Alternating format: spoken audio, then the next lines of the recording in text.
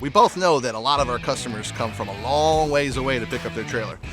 I wanted to give those people an idea of what the process was when they came to pick up their trailer. What you would simply do is you have your invoice ready and you go to the front desk, hand over your invoice. They'll call me up. While me and the customer are handling payment, we will have the tractor pull around the trailer, and once all the payment's done, we'll walk out to your trailer. Then you're going to do a walk around, and you're going to help the customer hook up and answer any questions they have? Oh yeah, we'll handle any questions and anything, basically showing how you take care of your trailer throughout the years. Preventative maintenance kind of stuff. Exactly. Right, and how long does all this take? Usually about 25-30 minutes. That's not too bad. And what time of day should they show up? Do you have a recommendation for that? Yes, earlier is always better. Yeah. For sure.